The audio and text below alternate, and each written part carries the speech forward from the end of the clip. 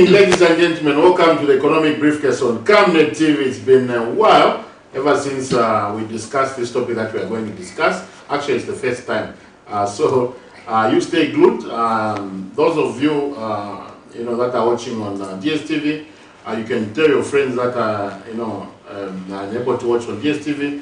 They can watch us on Top Star. They can also watch us on YouTube, and you can also watch us on Facebook, on our Facebook page.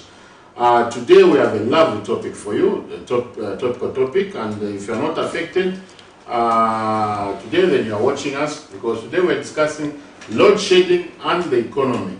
Now, man has said that before you speak a lot, you need to introduce your co-guest, and I would like to say, Mr. Japao, how has been the week?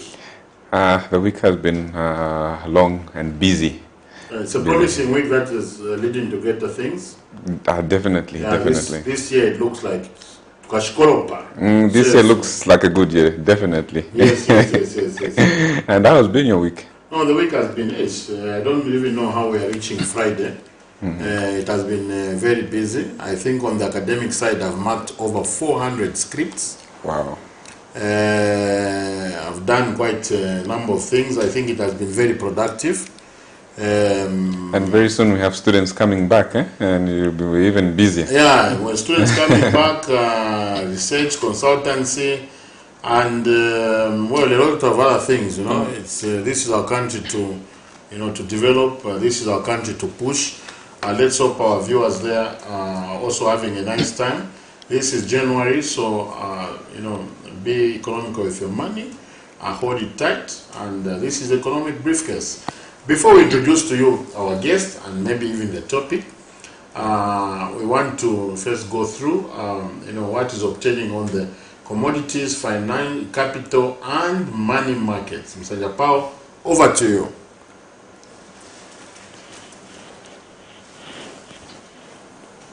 So the money markets, let's look at how the kwacha is doing against the four major currencies. The kwacha closed off selling at 18 kwacha, 39 ngwe. Against the pound, closed off selling at 22 kwacha, 32 ngwe. Against the euro at 19 kwacha, 79 ngwe. Against the rand, 1 kwacha, 9 ngwe. Selected metal prices delayed by a day. Aluminium closed off selling at $2,451 per ton. Copper closed off selling at $8,987 per ton. Zinc closed off selling at $3,175.50 per ton. Lead closed off selling at $2,202. Tin closed off selling at $26,600. Nickel closed off selling at $27,675 per ton. Crude oil prices. WTI crude closed off selling at $78.78. Brent crude closed off selling at $84.31. That's all we had for you today. But before we even discuss the kwacha, we've got someone in the studio who's more than up to this, to add task, up to the task. Up to the task, on what's happening to the kwacha. Yes, to the kwacha. Before we talk about the kwacha today, if you haven't read, we are discussing load shedding and the economy. And in the studio with us today is a great man. These are people that when I was doing debate at primary school and secondary school, I would say people of high social status and caliber. Mr. DAKA, it is a pleasure. Welcome, Mr. DAKA. Thank you so very much, Doc, and thank you, Mr. Japao. It's a great pleasure to be hosted here. And you were just referencing debate. I used to be a public speaker, Okay. So you took me to my old days. Yeah. I also used to be a debater with Kafue Boys Secondary School. I remember coming, from Kafue, driving to Lusaka. We used to beat Munali, we used to beat Kablonga, and we lost to a girls' school. And I remember crying from Lusaka way up to Kafue Boys, because when you lost to a girls' school, The whole boarding school be waiting for you. You must have had the name. What were you called? Your debate name? I don't want to say it because on Facebook, right? You'll find it trending. I'll find it as they say it. It's funny how debaters, we all had names. I used to be called the moving dictionary. Too much sophisticated words. If my former head boy is watching, we used to call him Coach Power. Then another guy we used to call Boa Boa. Those were a wonderful time. But today we are discussing serious matters. Before we go into the topic, the kwacha that stabilized around 18.3, 18.4, coming from the Chamber of Commerce and Trade. What do you think can be attributed to the stabilization of the kwacha? Thank you, Doc. You see, I think we've seen quite a lot of gymnastics that the kwacha has been playing, right? And within the shortest possible time, we've seen it change maybe 3-4 times. But Doc is obviously talking about the stability and what really has attributed to that stability. We are all alive to the fact that I think we saw the IMF deal that this economy or this country clinched. I think to me we are starting to see the dividends of that slowly yielding, because that money probably has been plugged to certain areas that obviously were clogging the fiscus. Top of that, also investor confidence. We've seen quite a lot of inflows in terms of FDIs and things like that. So I think putting our ducks in a row, proper policies and just proper frameworks tools, we stand to see even, I think, a more stable kwacha. But again, you see, Doc, we have quite a lot of fundamentals that are pulling the stability in the negative way. And just when I was driving here, we've seen that also COVID-19 really has come back. And I'm alive to the fact that I think government has really pushed back the 5 golden rules. So I think you see how that will also have an impact on the stability of obviously our currency, because there will be restrictions in movement again. There will be issues, supply chain disruptions, and so. For me, I'd like to say this in the camera. My appeal to government is that please, COVID, we've now learned to live with it. We're having load shedding, which is like 12 hours now. And, we need to, yes, the masks we can wear, but I think we need to be a bit careful on how we spread the information to the outside world. Because once they know that Zambia is battling with COVID because we are too loud as a nation, certain countries will start closing the traffic from Zambia. And that is going to disturb, business. So I'm vaccinated twice. I don't think I want to go back to the mask thing. I've removed that off my budget. And, the sanitizer. We know how to live with COVID in short. China is having issues. They have opened up the country. So my appeal to government is that please, let us just move. I know there's COVID, people are coming to the hospitals. But please, let's continue operating, because we need to safeguard the little value that the small businesses, big businesses have. And on that note, I would like to say, we have a tradition on this particular program. Maybe for you to just give a brief, I almost said story, life history of yourself, so that people a background. Yeah, background. Camnet TV also sells people. So when you stand in Lusaka Central or for the presidency, people will say, we saw him on Camnet TV, and you're going to remember me and put me your economic advisor. So who's Phil Dark? You see, this is one of those very relaxed and modest interviews I've ever had. I've featured on so many TV platforms, radio stations.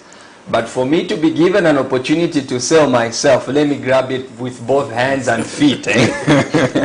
So yeah, Phil Daka. Who's Phil Daka? I'm very, very modest, and I'm a business protagonist. I also consult, just like Doc is saying here.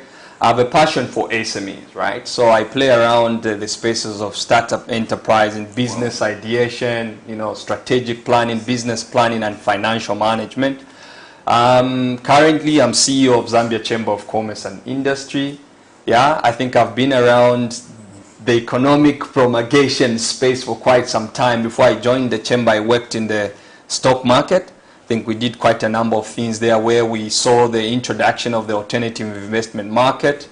Pushed a few IPOs here and there, represented the local bourse on international platforms, obviously in trying to spare domestic resource mobilization. Then, now came to the chamber. So I've got a very humble background. I'm a business professional, chartered marketer, investment advisor, financial management, name them, and I'm a psychologist as well.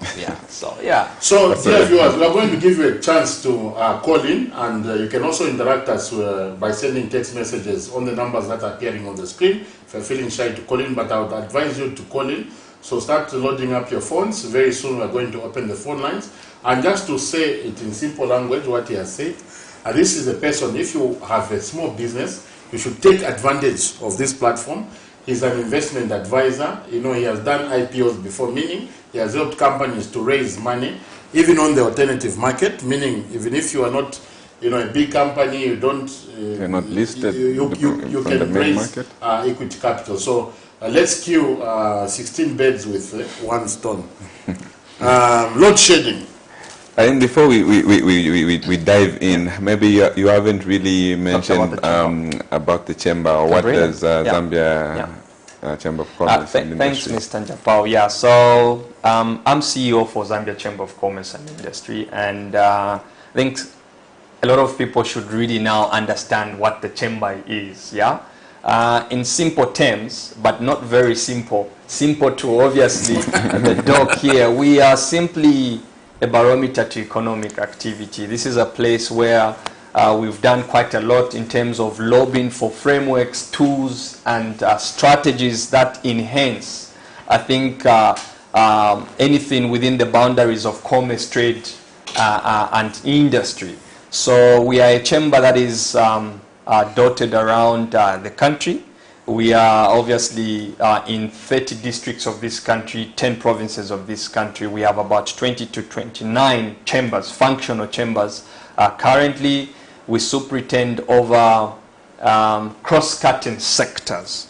I think the quantum of companies that we preside over is about 10 to 15,000.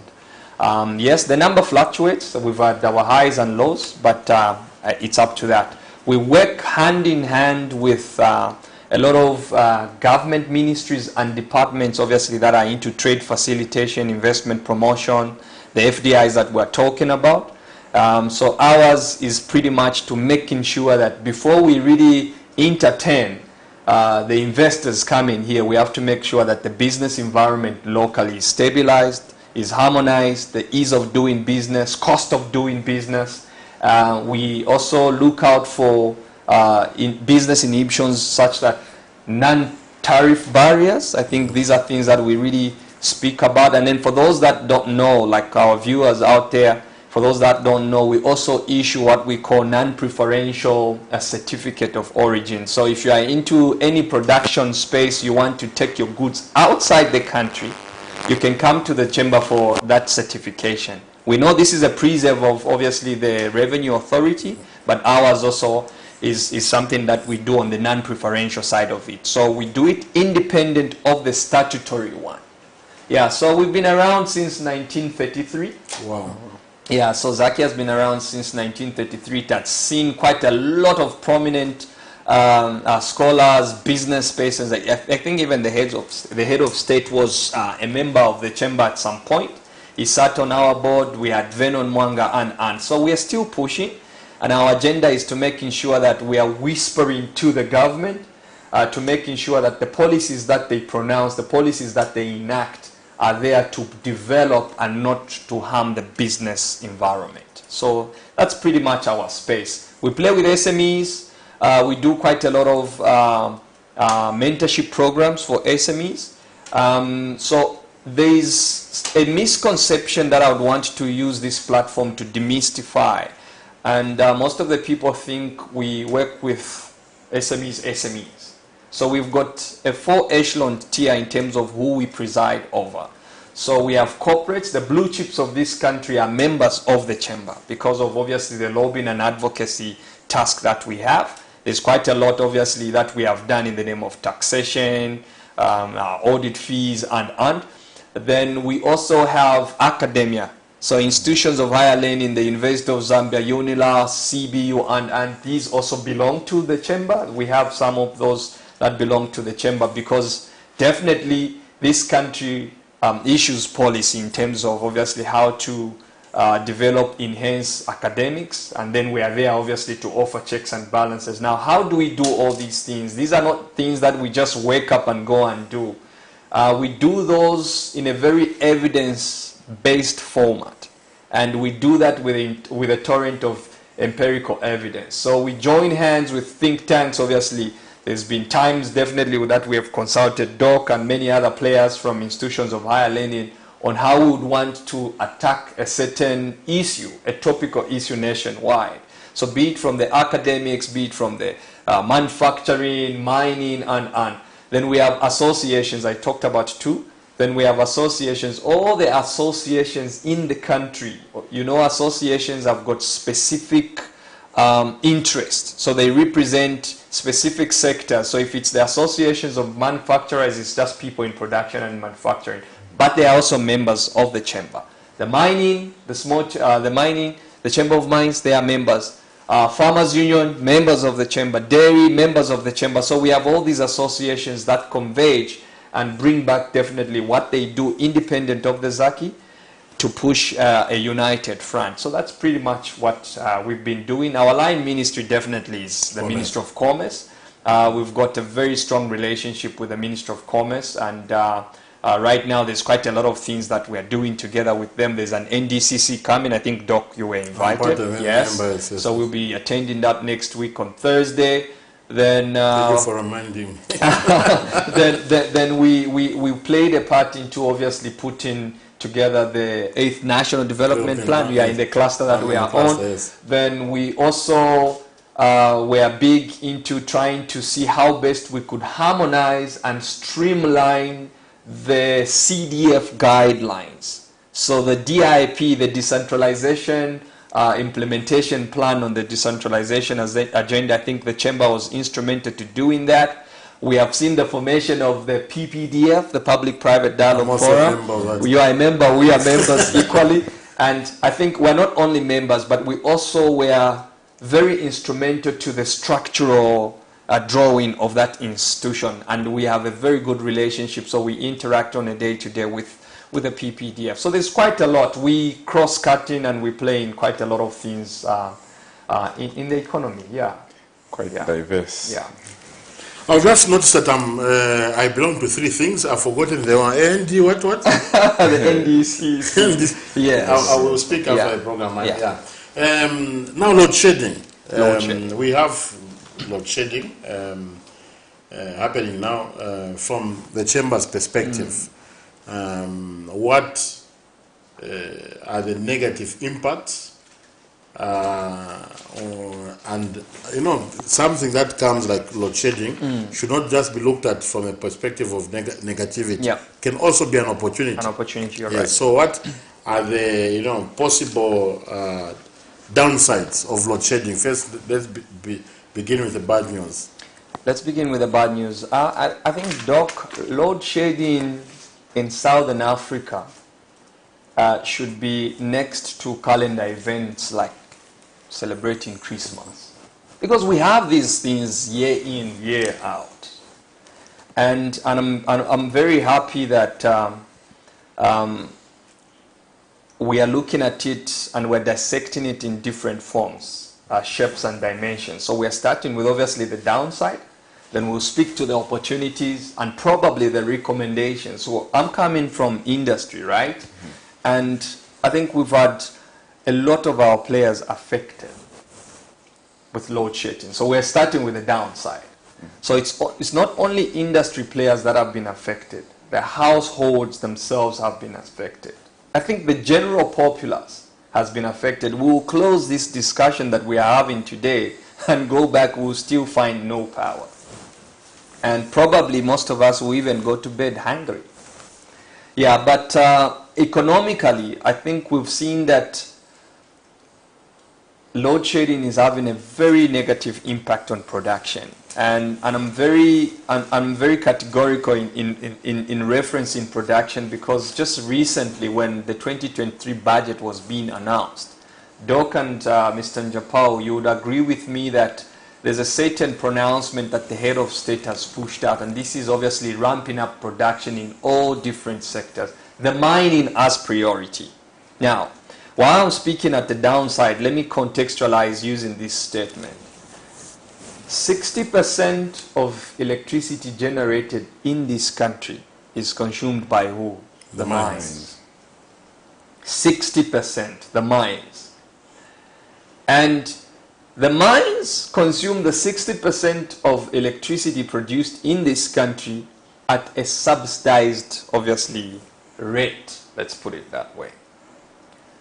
We're doing downside, so we'll be going pangono. Yeah, so why am I referencing the mines? You know, yes, we are a copper-driven economy. Let me put it, mining-driven economy. I want to use it that way. And I'm tying this to the production levels that the president announced. We need to hit 3 million tons in 10 years.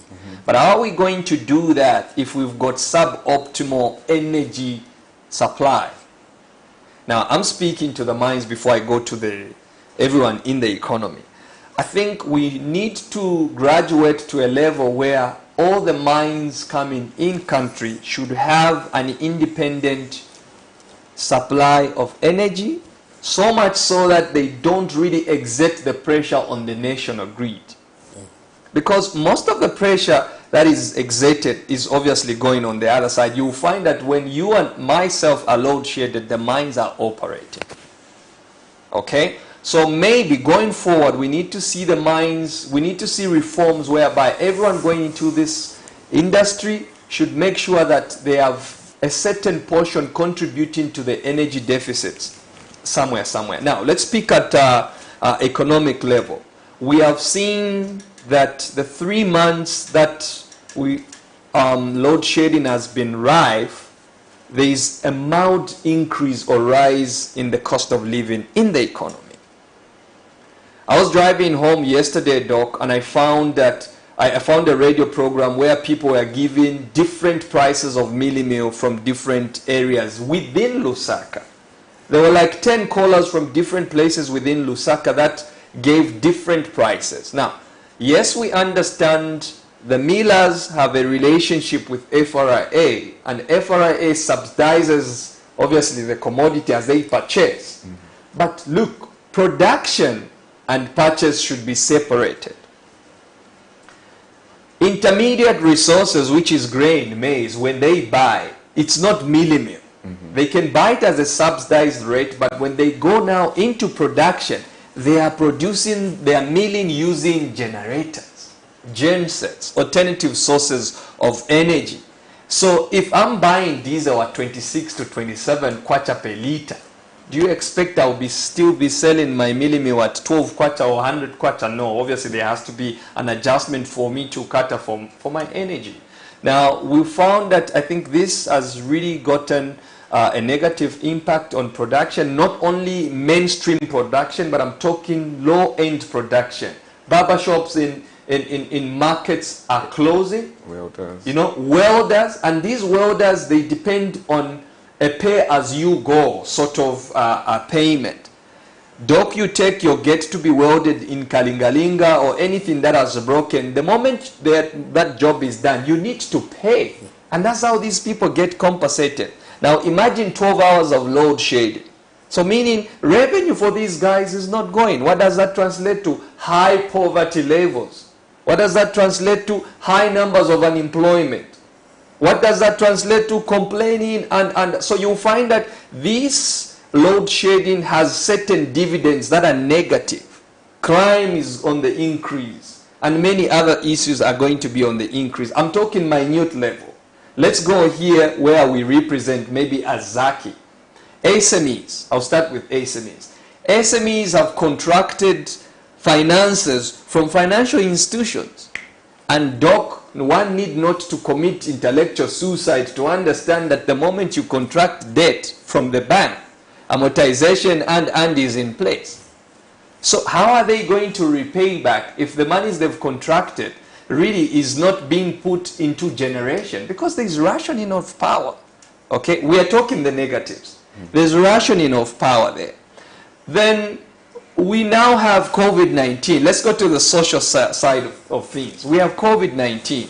Hospitals really, I know probably there are certain hospitals that are not shaded because of the nature of the business. But hospitals in certain places like rural areas or peri-urban that depend on just a single grid or whatever type of, they go without power. You get the point? So what impact is that? Debts, you know, and many other things. Do we really want to go there? Let's graduate now to mainstream production. We have your ZAMBIAs, we have your InBevs and big corporates or multinationals. Production is plummeting now because of the restriction on the load shedding, right? So we have had all these complaints coming to us as a Chamber of Commerce to say, look, yes, this is a problem that we have not seen now. It's not a new problem, but there has to be solutions, and these solutions needs to be employed hastily so that we come out of these problems. So everyone is affected. Academia, obviously, you told me you were in school, Doc, marking and lecturing. Definitely you had experienced the shading itself. Yesterday I lectured up to 19. There was no power. So that was disruption in obviously the timetable. You couldn't lecture a full period because of the power. So who's not affected? Everyone else is affected. So we started with the downside. And for me, I referenced production. You see, if we are really going to hit the production that we want or we so desire as an economy, we need to make sure that we have intermittent supply of energy. 2, the country has gone into a lot of treaties. There is the Africa Continental Free Trade coming. How are we going to competitively belong if we are producing with obviously intermittent supply? So for me, it also goes back to us to trying to make sure that we provide solutions that should be looked into quickly. Maybe we'll go there when we get to the solutions. We're still highlighting the downside. So the downside is something that even the blind eye can see. You know, economically, if we're not really steady and averse, sorry, not steady and not providing astute strategies on coming out of this situation, we are not going to really be competitive. So as a country, you know, we've been talking about load shedding, I think, during Manawasa time. You remember there used to be 30 minutes load shedding. And the whole country would be upset, 30 minutes. Then we went to 1 hour, 2 hours. Then 2014, it's you know, where those El Ninos it escalated. What are the solutions? What should we do to stop talking about this? Because as much as we are introducing new grid, a new supply, the population is growing. It's growing. The number of houses are growing. Yes. Industry is also growing. Yeah, we are now at 20 million. 19 point something, Yes. close to 20 million, yes. Yeah, and ZESCO said they have 1 million households connected to the grid now from 350 somewhere in 2012. So it's like almost tripled. So what are the solutions? Before we speak the solutions,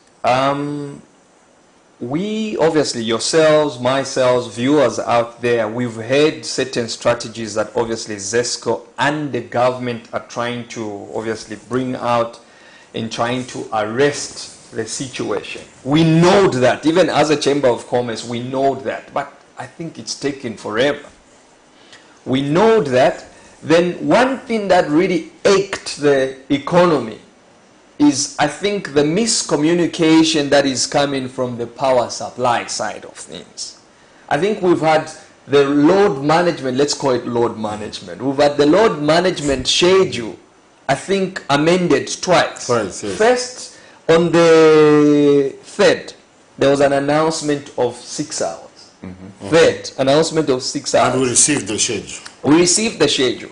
4th, there was another statement that came, and so first, 8th, 3rd was an announcement that we will have load shedding. 4th, the 6 hours schedule. Then on the 8th, we received the revised one to 12. So you see, we know these are inevitable issues, right? But I think in the name of preparing the citizenry, we need to really have a categorical way of speaking and engaging the stakeholders. Who's what? The local populace. Give them something definite. You asked the question, Doc, on what solutions. I think for the longest of time, Doc, this country is highly dependent on hydro. We know that obviously most of the electricity that we consume here to the tune of 81.5% is hydro-generated electricity. But we've also had, even in the last budget, where concessions were given to alternative energy solutions.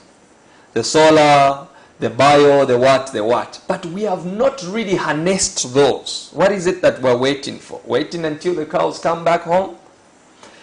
We have been dependent on hydro for quite some long time. For me, what I would want to see, and this is something representative of obviously all the members that we superintend as a Chamber of Commerce, and I'm very happy even, I think there's a clip that is taking rounds where local government minister is talking about certain solutions here and there. Look, this country is endowed with a lot of water bodies. And for me, I stand to argue, and you as an academia, Doc, you'd believe and trust me that it's not only Kariba Dam, the man-made, that can give us the electricity that we have. The northern side of this country has all these water bodies. Why are we not trying to obviously take advantage of those water bodies? I think we have the solutions, but we are using a slug pest approach. You know, waiting until the situation is chronic. And now this situation is chronic, and chronic situations need chronic remedies. So let us try to see if we can start now exploring other alternative sources of energy. So clearly, when we look at the market for power, it's there because we are trying to manage we are trying to manage energy. Yeah. But what prevents the public, or rather the government, from inviting private players to come on board, or why and private players not coming on board to facilitate new sources of energy or build new hydropower stations? What is the problem? I think we've had those calls come, and for me, I wouldn't really understand what the problem has been, but we've had the IPPs, independent power producing something, and the code for energy generation, and we have one or two, I think, connected to the grid. Yes, we have one or two. I think, is it Mamba Colliery? Mamba Collieries, yes. And now I hear that Mamba Collieries definitely is coming to our rescue. I hate something like that. But you see, certain things that really details private players playing into this field is obviously, I think, the bottom line. Private sector is about making money, right? So I'll come in, inject my money, and I expect you as a partner in the business, obviously, to give in commensurate sort of effort. I'm not trying to bundu bash, obviously, the government here. I think there's quite a lot of wrong narrative there, that every time private sector want to go into this kind of, obviously, a deal, a PPP with government, there's bureaucratic, obviously, arrangements and the red tape, the procedures, and that really just throws a bitter pill in the whole deal, and everything that's nice really ends without really seeing completion levels. But I'll tell you something. Even today, there is that thing. I don't know if you have seen it, Doc, where the M-Phase has said they have procured or secured about 8 million. Is it 8 million or 8 billion rands to do the solar plant in the M-Phase. I don't know, one of the M-Phase. I think these are some of the private interventions that we need to start seeing. But look, solar, yes. But if we have seen that solar has not really performed well as compared to hydro, why not go the hydro? Why not go the hydro? Maybe we should start seeing relaxing certain protocols or processes in the hydro side so that we can have private sector players play into that with relaxed or concessionary sort of treatment.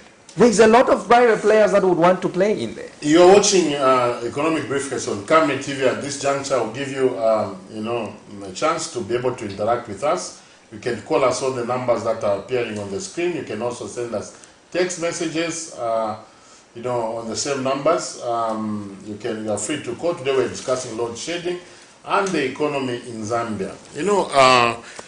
When I was very active in engaging stakeholders, there was one company that came to my office. I remember when I was EAZ president, and they told me, we have been in your country for 4 years now. Yeah. 5 years, by then 5 years. And we have this, program where we can bring money into renewable energy. We have gone to this office, that office. The bureaucracy is just, Yeah. it's just, and to date, they launched, but to date, they still face a lot of friction. Yeah. So when it comes to Zambia, if you said you are doing a PPP for Batoka, they'll think maybe you have stolen, you are corrupt. That's the other side. So how can we ensure that government, moving today, you coming from the chamber, how can we ensure that we remove the bureaucracy and funds starts flowing, investments come? Because where there's a demand, there will always be supply. Yeah. And in the energy sector, we are not seeing the supply. Yeah. Doc, that's a very good question. And to start with, before we speak on what is it that we must see government do to remove the bureaucracy, I think you've seen that power generation comes with certain taxations, right? I think for me, I would want to see government really, to some extent, maybe defer or remove the excise duty that surrounds this kind of a sector to some extent. Why are we doing that? We are the country that is speaking industrialization, right? We're the country speaking industrialization, and so if they can be concessions in that space, okay? We know there is a lot of captive power plants that have been earmarked somewhere there, but probably the taxation side is impeding, and then the bureaucracy that you are referencing. Well, our first caller, your name and where you're calling from? Good evening. Good evening. Yeah. Hello, your name and where you're calling from? I'm Victor from Kabwe. We haven't received a phone call from the Broken New in a long time. How are you, Mr. Victor? I'm very fine, and how are you, panel? No, we are very fine. Okay. Okay. The problem about the energy is only the government. The previous government started talking to Russia over nuclear energy. Because the other governments are coming in and no one is talking about it. Maybe to just say that. If we approach Russia or China for nuclear energy, it will help us. If no one has interest in developing the northern waters, utilizing the northern waters, we can approach Russia or China for a cheaper nuclear energy. But it's up to the government. People can talk, but the last person is the government. Thank you. Yeah, he's got the point. I think you have seen that government now is amenable to the discussions. Now, I think more reason there's a creation of the PPDF. Let us put them to the test, okay? We've seen the creation of the PPDF. Let's put government to the test. And some of the things that we are discussing here in terms of stabilizing local requirements in the energy sector. These are some of the things that we can present definitely to the PPDF for them to have a conversation with obviously the powers that be. And I'm very happy, Doc, that you referenced a company that has really run a mile further in terms of obviously trying to go into the power production side of things. Also, if there are certain impediments and inhibitions that obviously they've faced, it would be nice you channel it to that late. Because right now, truth be told, it's not only the government. This is a national problem. And who is the nation? It's us. So if we have solutions that we feel the government can, lay their hands on and run with, let's send them there. Given the time and they don't do anything, then we should go back and question to say, what is it that we're looking for? Because we have these solutions. Doc, the energy side of things, some have talked about lack of expertise, and we've got a lot of experts in this country that can run with these. We've got experts that are running with energy production companies in other jurisdictions that can also bring here, obviously, to benchmark or bring the skills down here so that we can enhance our capacity. We have all those things. But leafing from the caller, he's saying, look, we have all these earmarked prospects. I'll call them prospects.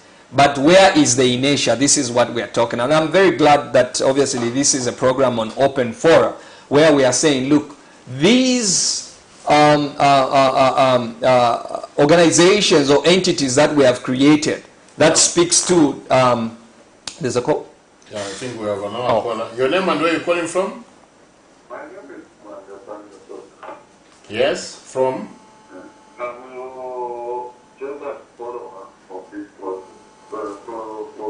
Mr. Wanga.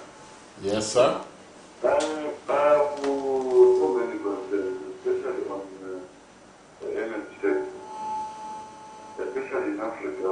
I've seen that there are so many opportunities that come in our space, whereby we want to look to Europeans or the West as a sort of solution when it comes to issues that load-shedding or investment in energy sector. The government really hasn't got any policy for the local people. You see that there are no billionaires in Africa. There are no billionaires, specifically in that very few people are billionaires. Why? Because our government does not focus on empowering only people, but focusing on empowering the other people outside the nation. So the government must come up with a deliberate policy where they invest enough the local people to tell us, oh, this is an opportunity. Can we have people who can invest in the energy sector? Maybe if I want, maybe you, Mr. Phil and Mr. Japal, we team up, we build maybe a solar plant just to supply maybe gas. And we supply gas, or we supply Salama Park, whichever community that supply, but just to pay us the money. There is no such deliberate policy. That's why we are very poor as Africans. That's why we are very poor as Zambians, because our government sits on our heads. They think we are doing the best thing to invite the other foreign nations to come and invest in our country at the expense of us Zambians. This is not a good policy. We need to ask, how are we going to become successful? How are we going to become billionaires? China, by 2025, China will have more billionaires in the world. If you check the prospect, it is saying China is the only country which will have more billionaires in the world as compared to any nation. Why can't we eliminate that nation? We cannot be talking about load shedding. Every time,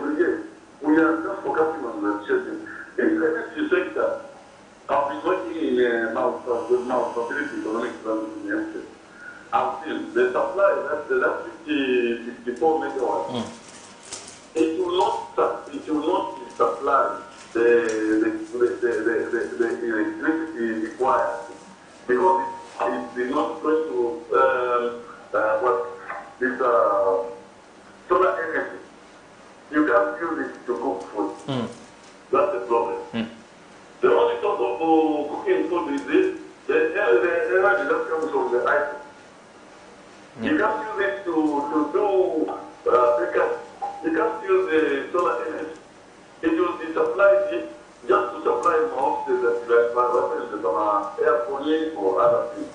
But when we invest in other sources of energy like thank you, Mr. Wada. Mr. Wada. The one that is used in gas and other sources of energy. Thank you very much. Thank you for your contribution. Yeah, so like Mr. Mvanga is saying, right? And I'm happy I have the doc here, you know, IPP, Economic Association. The problem that we have here is not capacity. Remember, we talked about this thing. It's not capacity. Because the other thing also that we seem to have as a nation is financial capacity. And I'm coming there. Now, the problem again is when we have financial problems as an economy, we want to run outside IMF and when are we going to believe in domestic resource mobilization? Okay? We have the Ethiopians that did the grand Ethiopian Renaissance, the dam. The dam that costed, I think, $2 billion US with an output of 4,000 megawatts. $2 billion. I think, yeah, $2 billion, 4,000 megawatts. At some point, Zambia went into a bilateral with Zimbabwe to do the Batoka hydro. 2,000 megawatts or 2,400 megawatts at 4 billion, somewhere thereabouts. Obviously, 2 billion more than the other one that is giving you more. I don't know where that has gone. Obviously, there was a consortium of Italians or Chinese that, I don't know, that has lost in oblivion. That is lost in oblivion. Let's not go there. What we're trying to say here is, and I'm very happy that Mr. Muvanga was looking at homegrown solutions. If Ethiopia built that dam without borrowing any money, okay, without borrowing any money to mitigate the power problem and the growing economy, because they are in the hundreds of millions in population. Zambia has got NAPSA. NAPSA collects about how much in terms of the payees and all these taxes that they collect? Not only do we have NAPSA, we even have the tolling system there, the toll gates. The toll gates, which obviously we are collecting to do the roads, but the roads are not being done using the toll gates. Why don't we sit down as astute citizens and come up with a patriotic, and I mean patriotic, a citizen-driven undertaking looking at raising money locally to mitigate the power, and we can do that, and I'm coming there. We can do that. Why am I saying this?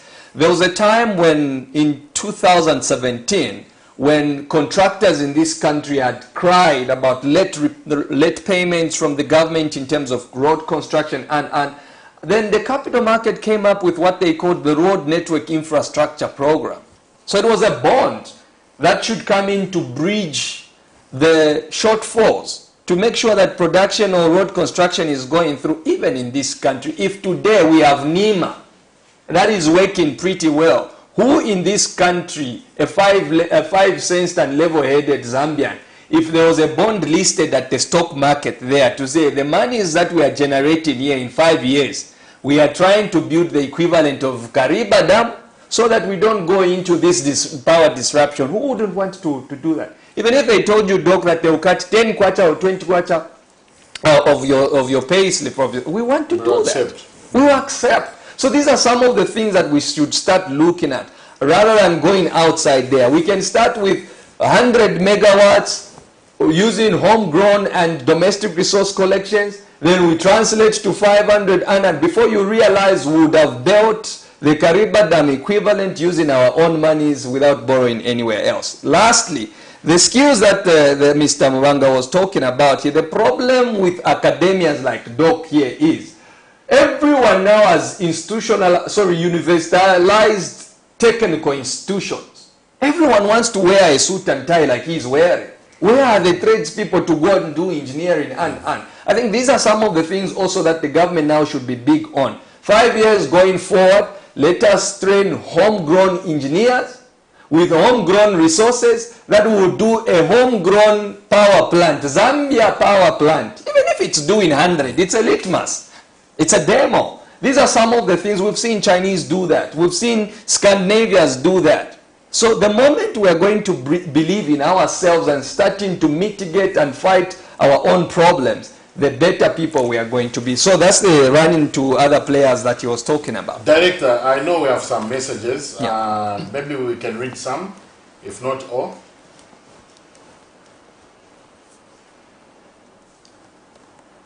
No messages. No messages. They have no power. Coming back to concessions, let's say if the government had to go into a PPP, Yeah. Which I believe is an option. Why is it that when we want FDIs, we always rush to give concessions to industries like the mines and not... Paul, just hold on to your thought. Let's pick our third caller. You are here. Yes, your name and where you're calling from? Yeah, this is Chileche Nisha, calling you from Eastern Province. Yes, Mr. Chileche. First of all, as a country, we are very far from investing into solar energy. I say this because solar energy is very expensive when it comes to maintaining it. Then, secondly, engineers, yeah, we do have in this country, but they should be sincere to the government.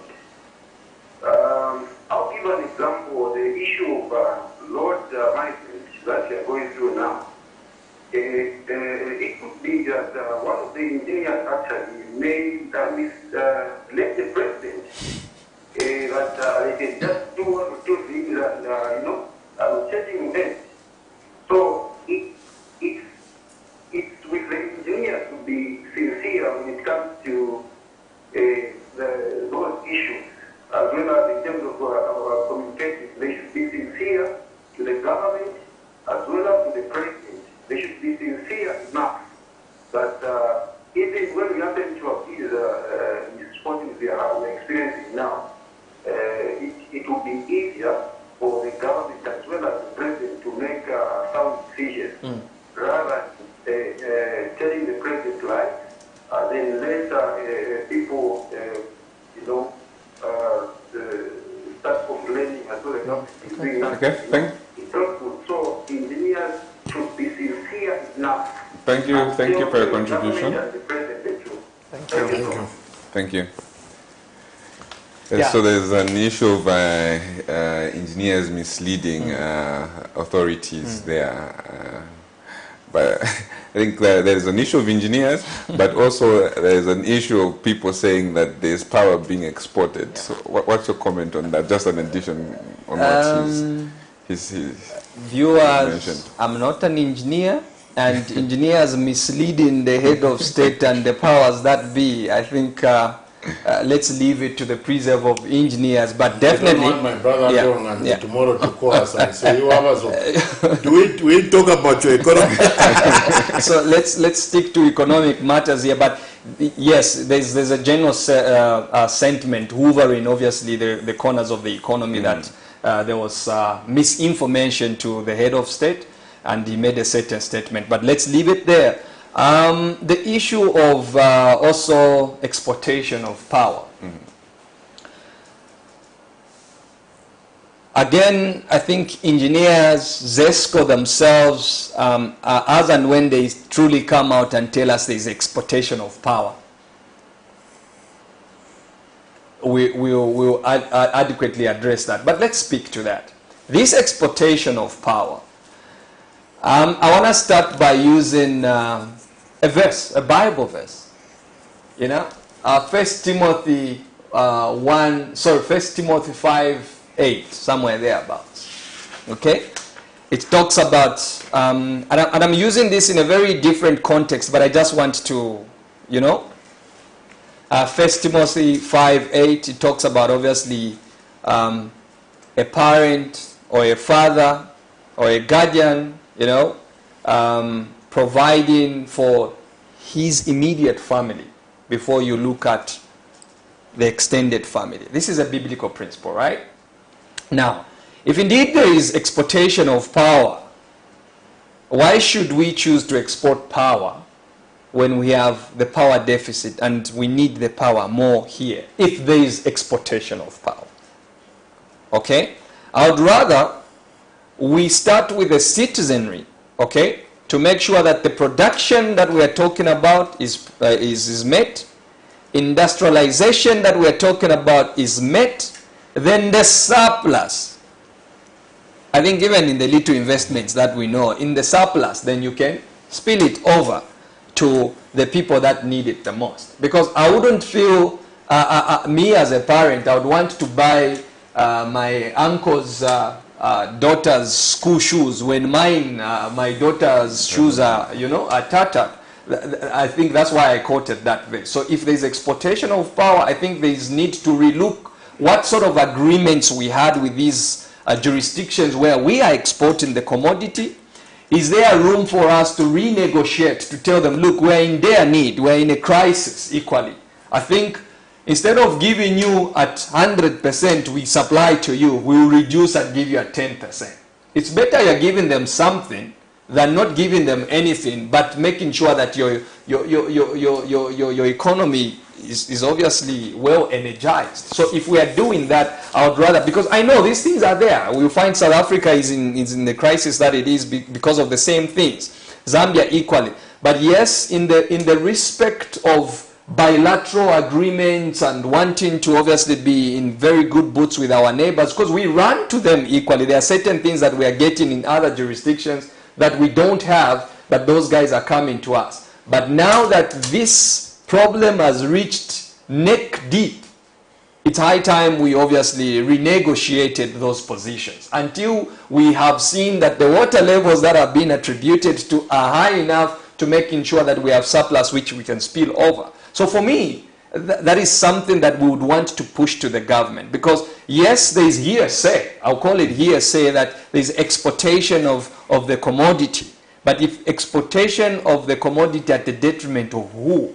So if it's there, yes, the agreements we went in, if we got some monies there, monies probably have been channeled to building schools and all these other things, but it's high time we renegotiated until we have reached stability, then we can revert to that level. Mr. Paul, I'm just reading my comments, you know, from Facebook, and they're saying, before you guys leave, you need to come out. What is the solution? Yeah. Yeah. Yeah. As we wind up our program, what are some of the solutions? I think, well, before he mentioned some of the solutions, I was asking a question before the previous caller. I was saying we are always running to industries such as the mining industry to give them concessions so they can come and invest in our country. You know, we are giving concessions on certain machinery, certain goods, and all that. Why can't that be done in the power generation industry, where these concessions can be given, extended at least to a level where it's attractive to these foreign investors, and the market is readily available?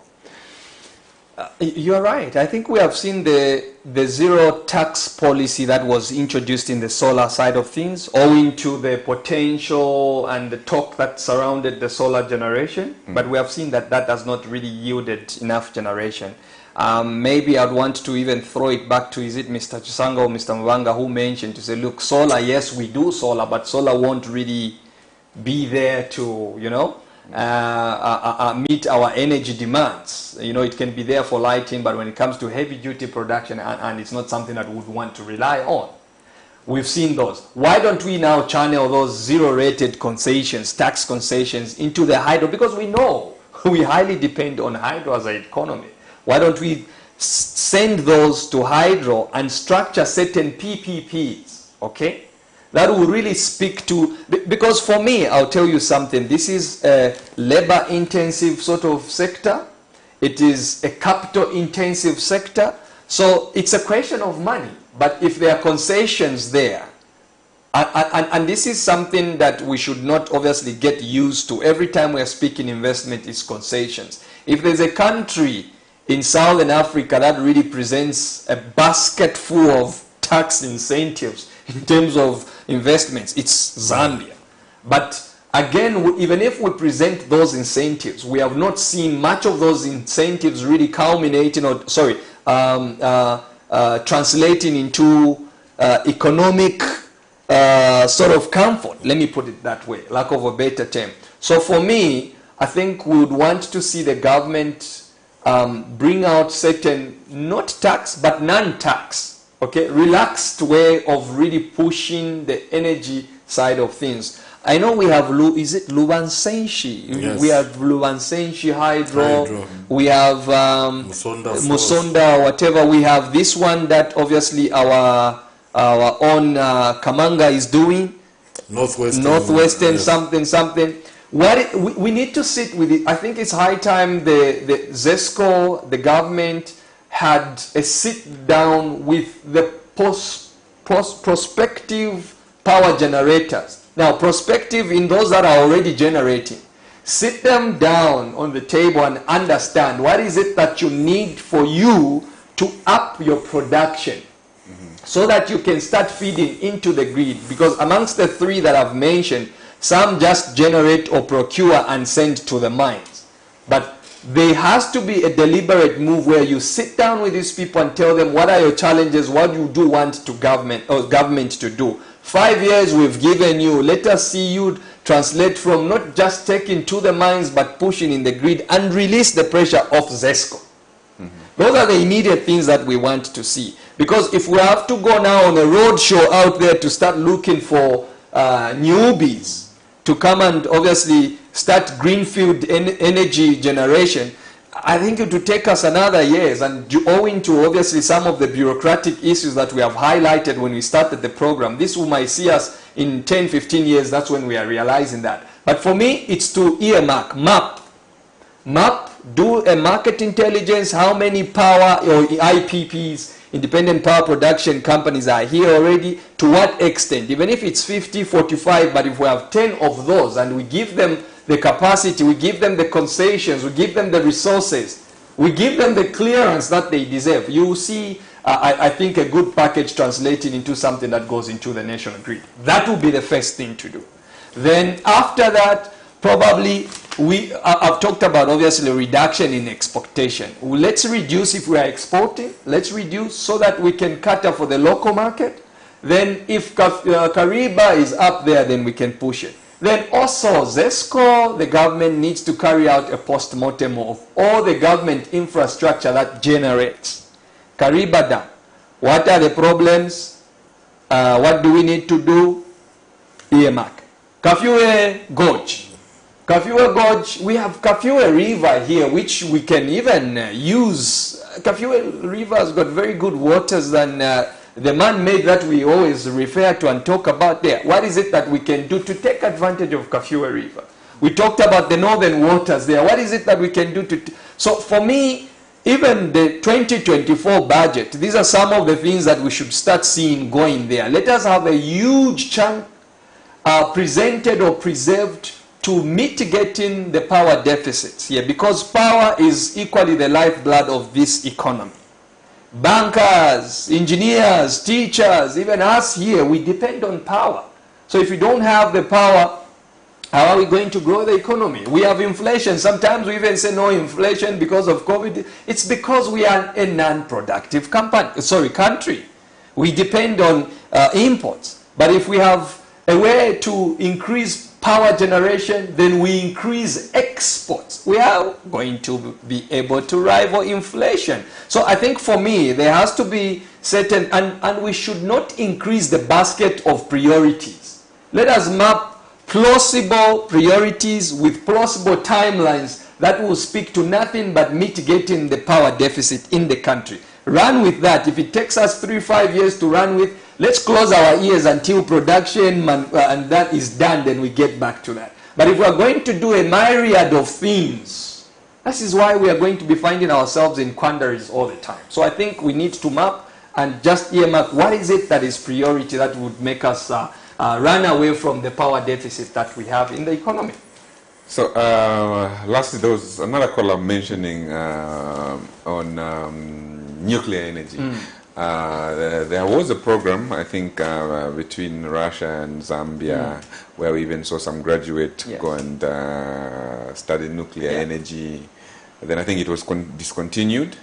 Maybe most of the people say that we're not a country that's ready to harness such magnitude of production with nuclear energy.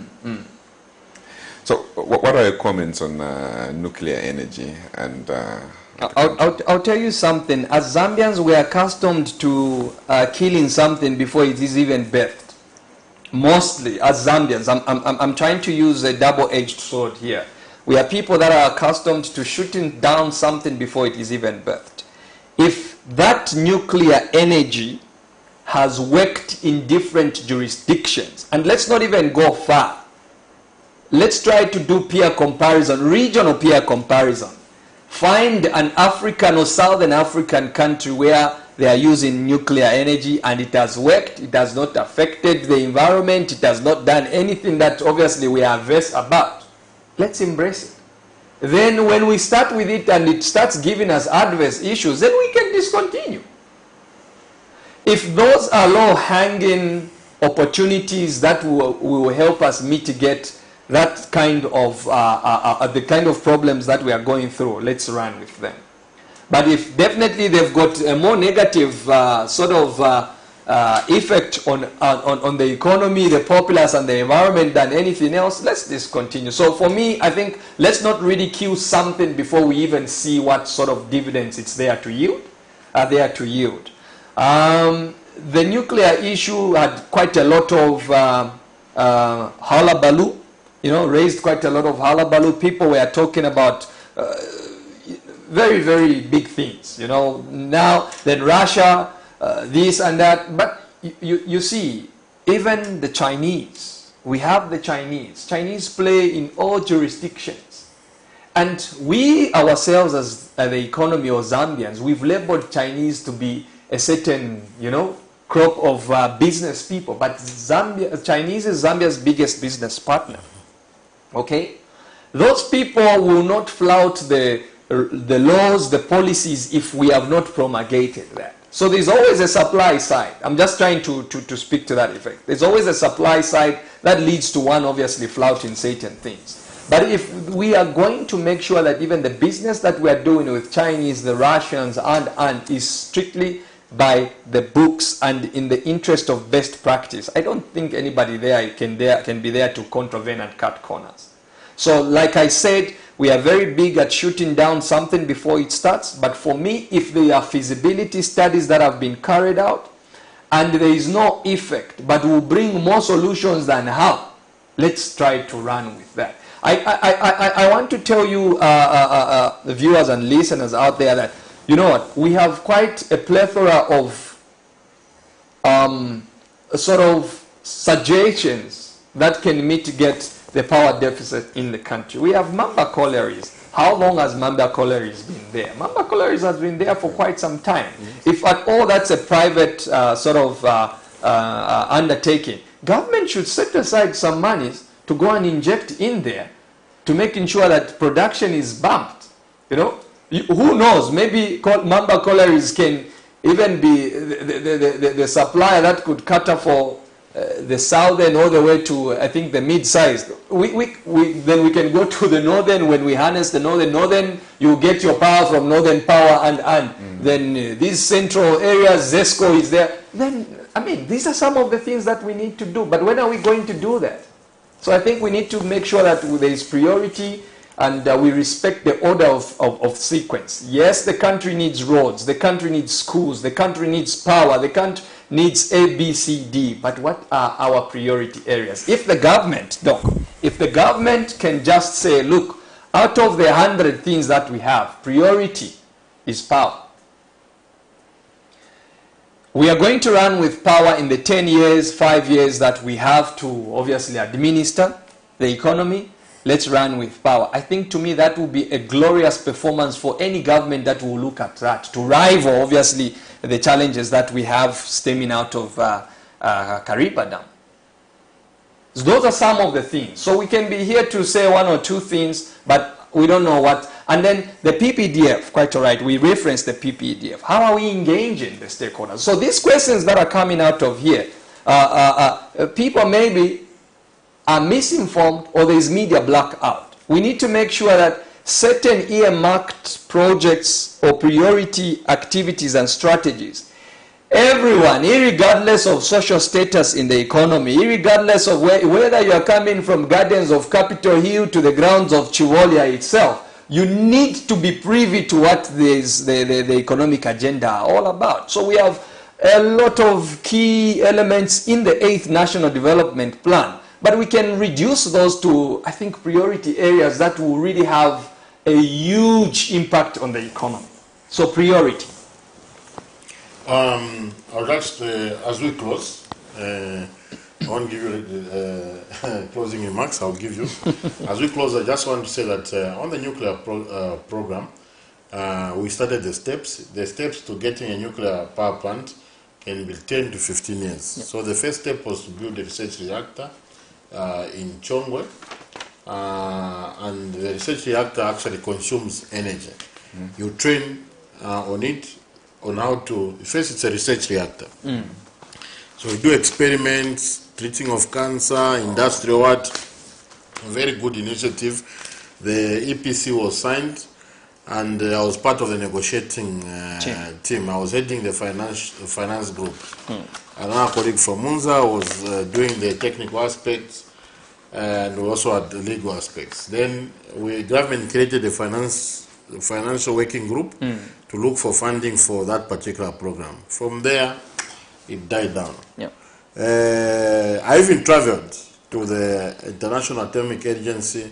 We started doing steps. People started being trained, but it has just been shelved, meaning the little efforts or the little progress that we made, we have lost it. And guess who's doing it?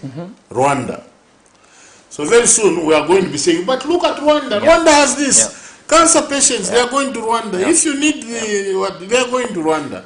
Because we are very good at saying, look at what our friends are doing, but when we want to do it, we start fighting. And from what I know, I'm sure government is watching, the only problem that happened in that project where people started fighting themselves was not even a governmental issue. This one wants to be in charge, this one wants to be in charge. And when you are fighting, when two lions are fighting for an impala, which is not yet dead, the impala will just stand up and even walk away. That's what basically happened. So government needs to revive that. Then we also need to look at Batoka. I'm now speaking as an advisor, citizen. Each president leaves legacy. The Brits left Kariba Dam. They built it for us. Kenneth Kaunda left Kafue. ECL did his own Kafue. This president also needs to leave something. Exactly. Batoka will be such one thing that people say this president has built a very big hydropower station. That is going to be his legacy. So for me, all these solar what, I'm not an engineer, but I'll tell you that in power generation, because I was with engineers all the time, there's what is known as the base load and the other load. The base load is the most stable load, which is hydro. The previous scholar mentioned that you can't cook using solar. So you can't. I'm sure he's not an engineer, but he used that same logic. So you need maybe 2/3 stable energy and 1/3 unstable. Solar is unstable. At this particular period, you're not going to get anything from solar. And you can't get from batteries to take into the grid. It's impossible. Solar works nicely when it's direct sunlight and it's sending to the grid. Immediately you get the cloud cover, it stops producing from 90% to 25%, 15%. Now, if, for example, you have 3,000 megawatts, 2,000 is from hydro, 1,000 is coming from solar, and your consumption is 2.5. Then all of a sudden, because some cloud has just passed and it moved from 3,000 to 2.2, and you're consuming 2.5, at that particular moment, the whole grid is going to collapse. Because it's more like you have put a stove, a heater, a what on one plug. That is basically what is going to happen. So, as much as I'm hearing 1 billion, the Brits are saying they want to bring 1 billion in solar, that solar, we won't have where to take it into the grid. Our grid cannot absorb, I think, more than 400 or 500 megawatts of solar energy. It can't. And our fellow engineers, it's very true what the caller said. Engineers should be able to speak. Our engineers are quiet. They are not like us economists who talk too much. But they should be able to advise that, you know, this renewable we are talking about, why are they not using it in Germany? Germany is a pioneer of... Maybe we should bring an engineer to come and explain some technical issues. We can bring next week an engineer to look at the technical aspects. But this is basically what I learned. Because I went there naive as an economist. No, let's do solar. Let's do this. Because nuclear energy is a base load. But it also needs to be supplemented by hydro. Hydro is the most stable.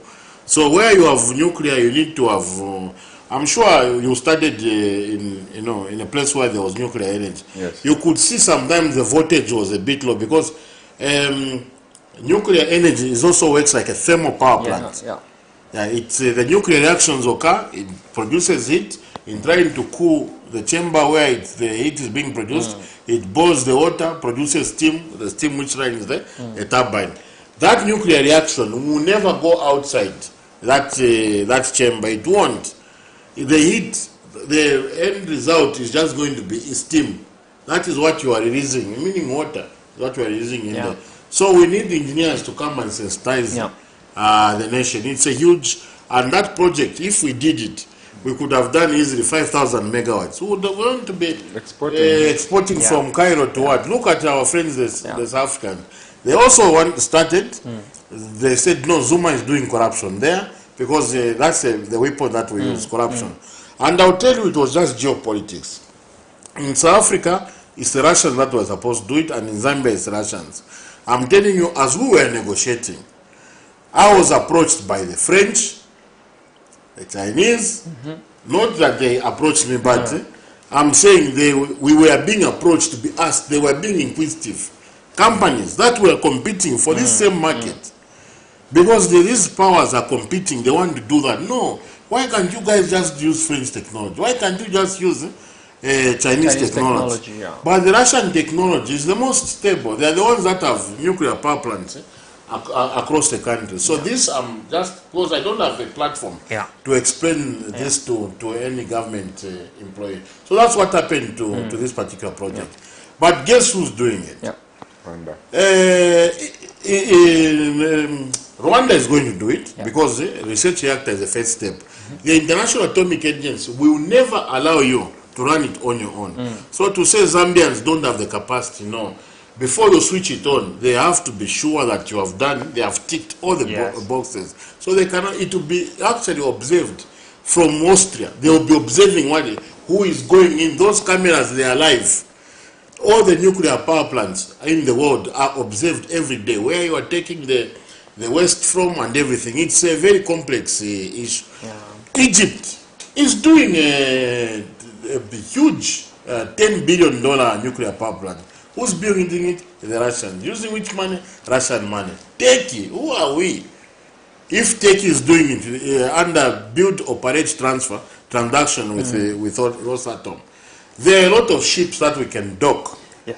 You know, there are those ideas that we can do. So it's up to us just to be serious because, you know, today is 12 hours. Next time, because people are having kids in their houses, people are marrying. I'm sure maybe you are sitting on a wedding invitation. those people are leaving their families to go and live in a new house. Population There are is people that the increasing, population is growing. So by the time we realize that's from talking, we are going to have more houses needing connected to the grid.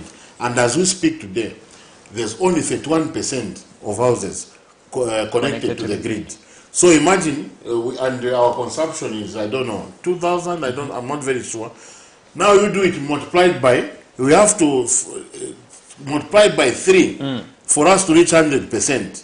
So we need to grow our power by 3. And then you are also talking about the production of mines from 800,000 to 3 million, meaning we need something like 8,000, 9,000 megawatts of energy for us to have 100% connectivity. I was looking at Europe. Bulgaria is the country with the least connectivity in Europe. Do you know the connectivity there?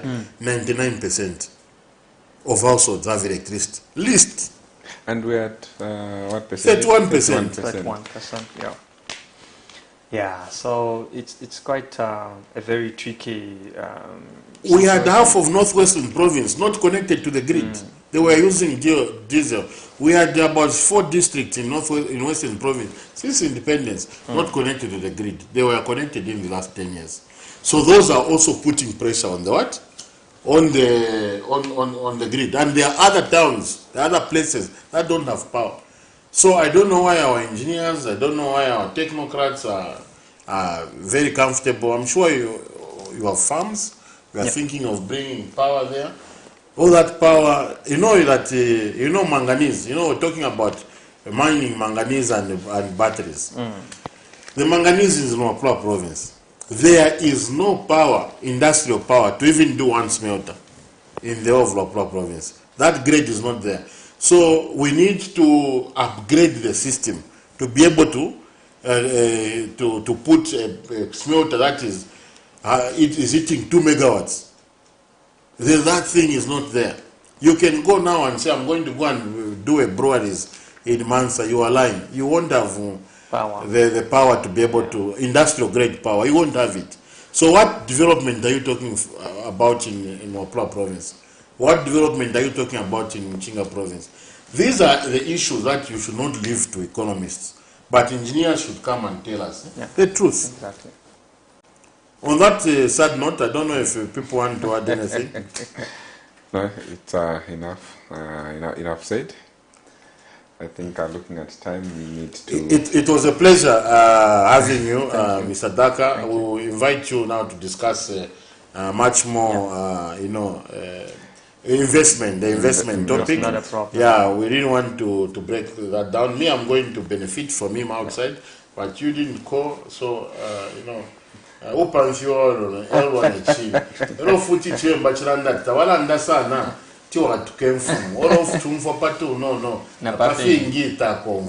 That's why on this light note we are ending. See you next week. You're watching Economic Briefcase. Today we are discussing load shedding and the economy. Continue watching Camnet TV, because Camnet TV is not just another channel. Bye bye.